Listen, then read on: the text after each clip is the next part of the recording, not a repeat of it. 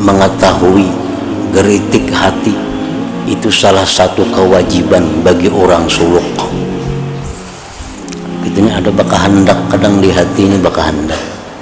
Itu wajib orang suluk itu mengetahui ini kehendak ini dari mana, apa dari hawa nafsu atau dari syaitan atau dari Allah atau dari malaikat.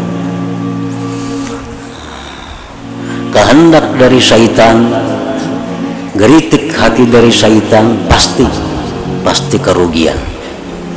Geritik hati dari hawa nafsu pasti kerugian. Walaupun kadang-kadang tadi dibungkus dengan satu ibadah, tapi intinya orang ini dapat siksa. Nah, perbedaan antara hawa nafsu dan syaitan,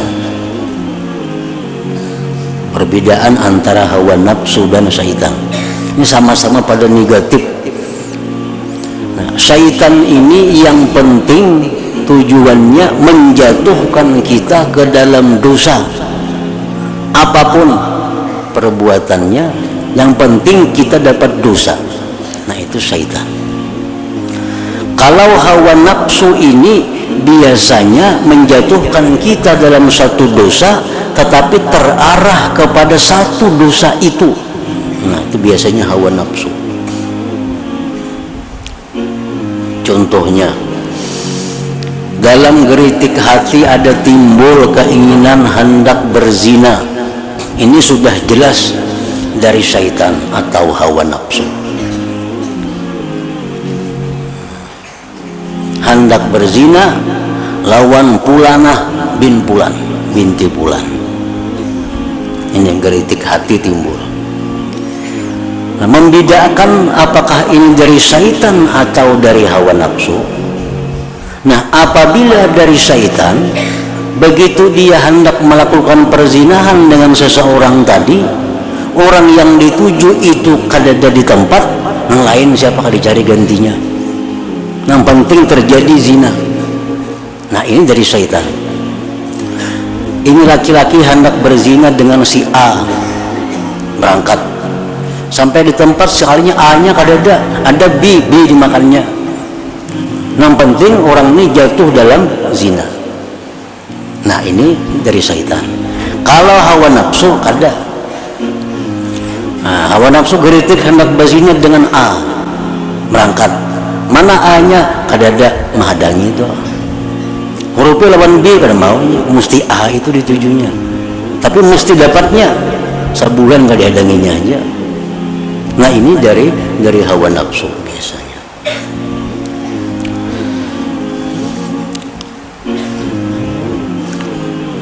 Nah, jadi itu yang dikhawatirkan oleh Nabi kepada kita, mengikuti hawa nafsu. Kadang-kadang si hawa nafsu ini menyuruh kita berbuat ibadah, padahal ibadah yang kita perbuat itu zahirnya ibadah justru dapat dosa. Nah, contohnya orang ini banyak lagi sembahyang qadaan yang mesti dibayarnya, banyak lagi qadaan berpuluh-puluh tahun harus sembayangan, banyak hutang, subuh banyak hutang, zuhur, asar banyak hutang. Nah, lalu orang ini pekerjaan yang benar mestinya sembahyang mengqadha. Nah, ini bujur, ada waktu mengqadha, ini hutang yang wajib dibayarnya. Nah, lalu si orang ini mengqadha malas. Kalau sembahyang tarawih ini rajin, kalau sembahyang sunat duha 8 rakaat digawinya. Nah, berarti ini orang sembahyangnya itu dari hawa nafsu, bukan dari Allah. Berpahala lah sembahyangnya, kada berpahala, bahkan dapat dosa. Kenapa? Karena menggunakan waktu salah. Maksudnya waktu digunakannya untuk membayar qadaan yang ada padanya. Nah, jadi yang kita ini ada pasti hutang qadaan, pasti, tapi nyala pasti ada hutang qadaan. Tapi hati kita ini hendak sembahyang sunat aja, itu dari nafsu,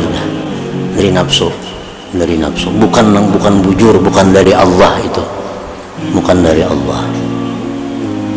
Sama halnya orang ini duit ada misalnya 1 juta. Nah 1 juta ini begitu sampai setahun kan zakat nih, zakat 25.000 rupiah, zakatnya selawi ribu. Nah begitu sampai setahun mestinya orang ini bajakan selawi ribu nih, ini kadainya kalau berzakat, tapi memberi orang buah langgar, memberi orang buah masjid, mestinya berzakat yang selawi ribu. Nah berarti itu nafsu, bukan bujur dari Allah. Berpahala lah, berdosa karena menggunakan duit zakat kepada yang bukan zakat. Nah sama itu ya. Puasa misalnya, orang ini ada hutang puasa seminggu, sedangkan sekarang sudah bulan Sa'ban, tinggal seminggu lagi habis. Nah ini bulan Sa'ban tinggal seminggu lagi habis waktu Sa'ban masuk Ramadan, hutang puasanya ada seminggu. Mestinya waktu seminggu ini pol bayar qadaan. Ini kada puasa sunat Senayan Kamis diperbuatnya, qadaannya kada dibayarnya. Berarti puasanya ini puasa karena bisikan hawa nafsu, bukan dari Allah. Berpahala lah, karena berpahala nang wajib ada, nang mestinya bayar. Nah lain halnya waktunya masih misal 9 bulan lagi. Nah 9 bulan orang ini ada hutang puasa seminggu, sedangkan waktu lagi 9 bulan hingga sampai Ramadan. Nanya puasa Senayan Kamis ya itu kan jadi masalah karena masih ada kesempatan untuk membayar yang seminggu itu. Sama sembahyang fardu, ini waktu lagi 2 menit 3 menit habis waktu zuhur. Kalau aku sembahyang qabliyah zuhur tak keluar.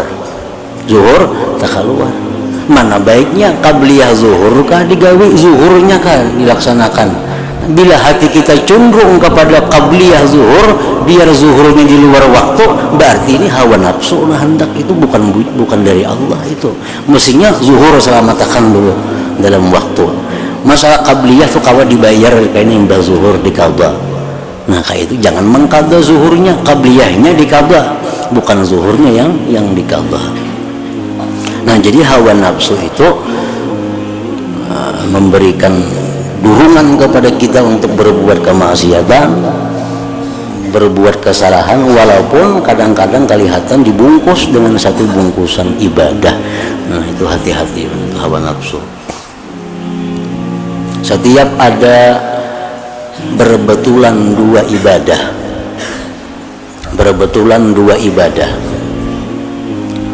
ibadah yang A lebih besar pahalanya, ibadah B lebih kecil pahalanya, diri kita cenderung melakukan yang B, berarti itu hawa nafsu. Kalau mencari keridhaan Allah, kalau mencari keridhaan Allah sudah jelas memilih nangganal pahala.